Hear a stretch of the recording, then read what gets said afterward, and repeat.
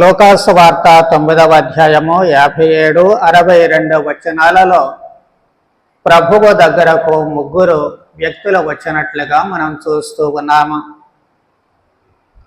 ఆ ముగ్గురు వ్యక్తుల సంభాషణలో దైవ పిలుపును గురించి ప్రభువు చాలా స్పష్టం చేస్తూ ఉన్నారు. వాస్తవానికి అంతకుముందే 12 మంది శిష్యులను వివిధ గ్రామాలకు పంపినట్లుగా సువిశేషములో మనం చూస్తూ ఉన్నాము.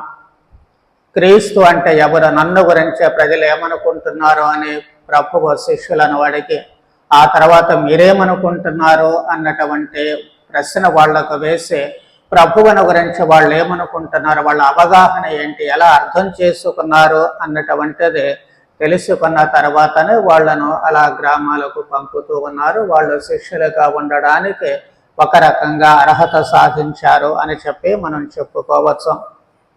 ప్రభువు చేసేటువంటి ఆ ప్రయాణములో ఈరోజు మనం చదువుకున్నటువంటి ఆ సువిశేషానికి ముందు ఒక సమరియా పట్టణానికి వెళుతూ ఉన్నారు.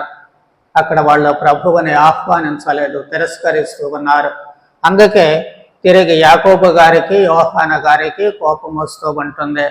వాళ్ళ ప్రభువుని అడుగుతూ ఉన్నారు, మేము ప్రార్థించి వాళ్ళ మీద అగ్నిగంధకం కురిసి వాళ్ళను నాశనం చేయమంటారా అని చెప్పి ప్రభువు వాళ్ళను వారిస్తూ ఉన్నారు.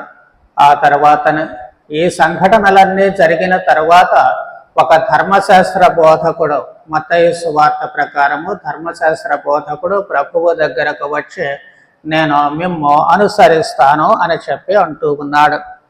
ఆయన చెప్పినటువంటి మాట ఏమిటంటే, మీరు ఎక్కడికి వెళితే అక్కడకు, మిమ్మల్ని అనుసరిస్తాను అని చెప్పంటే అది వేరే విషయం, కానీ ఎక్కడికి వెళితే అక్కడికి అంటే ఆయనలో నివాసము అనేటువంటిది కూడా ప్రధానము అనేటువంటిది అర్థమవుతూ ఉంటుంది.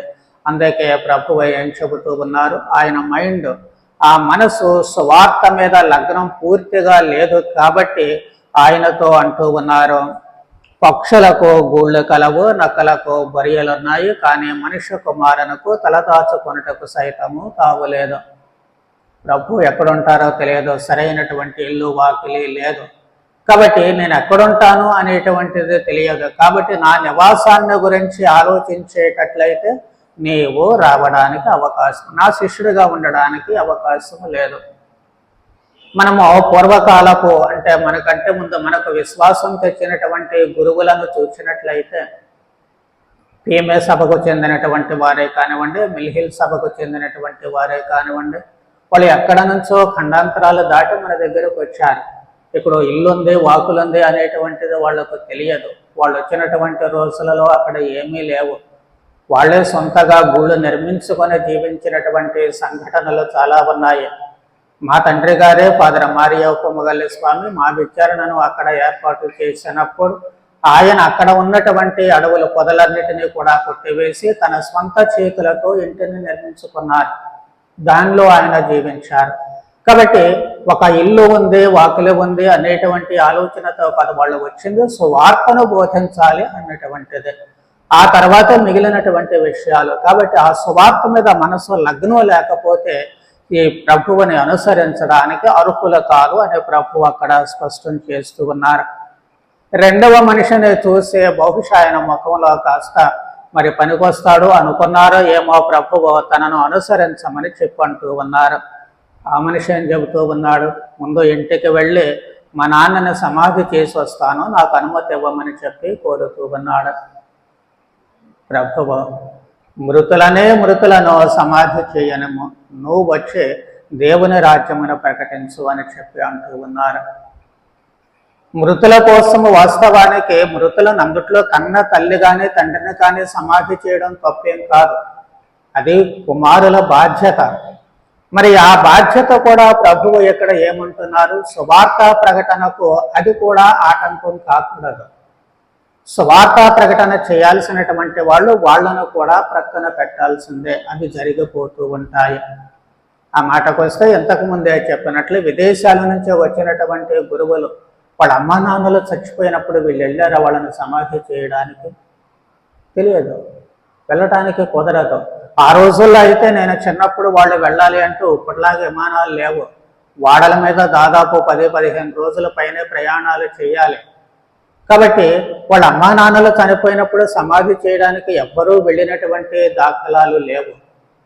వాళ్ళ లక్ష్యమల్లా స్వార్థం కోసం వచ్చాము, స్వార్థ ప్రకటించడంలోనే ప్రాణాలు వదిలేస్తాము అన్నటువంటిది తప్ప మరొకటి లేదు.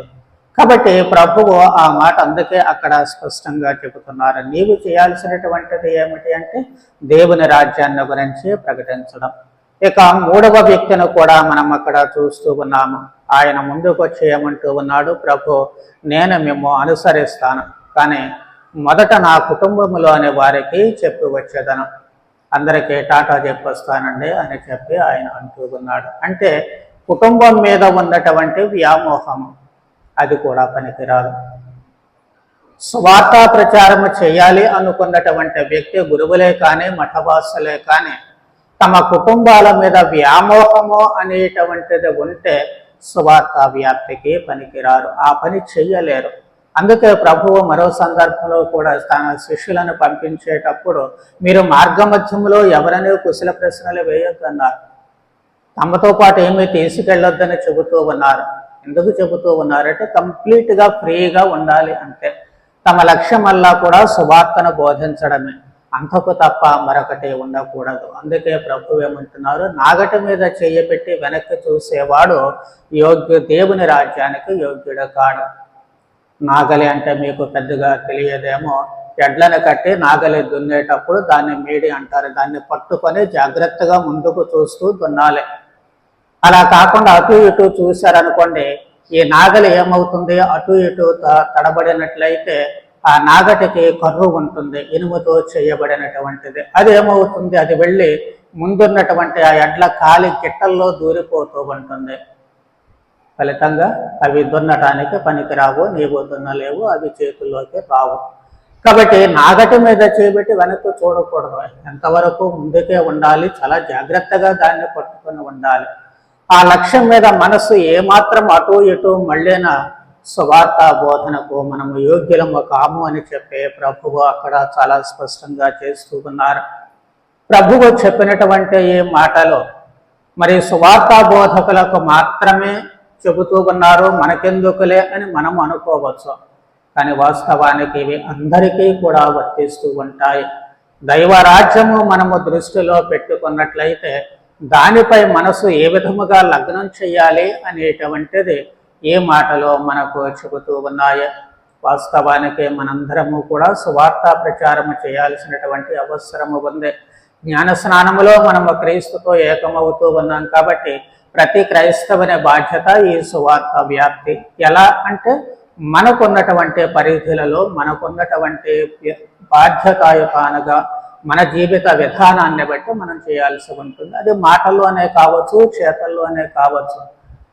నీవు క్రీస్తు, ఇదిగో క్రీస్తు ఇవి చెప్పారని బైబిల్ సంకలో పెట్టుకుని వెళ్ళి చెప్పాల్సిన అవసరమే లేదు. నీవు జీవించే విధానము ఉందే, అది నీవు క్రీస్తుని ఇతరులకు అందిస్తున్నావు. నీ మాట తీరు ఉందే, క్రీస్తును అనుసరించేవాడు ఎలా ఉంటాడు అనేటువంటిది ఇతరులకు నీవు చెబుతూ ఉన్నావు. 10 మందిలో ఉన్నప్పుడు నీవు భోంచేసేటప్పుడు కానీ, పని ప్రారంభించే పని ముగించేటప్పుడు కానీ ప్రతిసారి నీవు శిలువ గుర్తు వేసుకుని చిన్న ప్రార్థన చేస్తావే, అది ఇతరులకు నీవు క్రీస్తుని గురించి చెప్పినట్లే అవుతూ ఉంటుంది.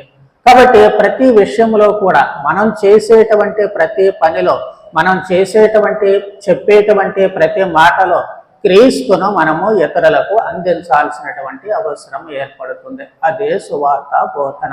కేవలము బోధించడం మాత్రమే కాదు, కానీ ఆ బోధన అనేటువంటిది మన ప్రవర్తన ద్వారా కావచ్చు, మన జీవిత విధానము ద్వారా కావచ్చు, మన ఆలోచన ద్వారా కావచ్చు, మనలో ఉండేటువంటి సుగుణాల ద్వారా కావచ్చు, అన్ని మన జీవితము ద్వారా ఇతరులకు క్రీస్తును అందించగలగాలి. కాబట్టి మనము ఈ క్రీస్తుని మన జీవితము ద్వారా ఇతరులకు అందించడానికి, మన జీవిత లక్ష్యము మోక్షము చేరడము కాబట్టి మోక్షానికి చేరడం మాత్రమే కాదు, మనతో పాటు 10 మందిని కూడా తీసుకుని వెళ్ళగలగాలి.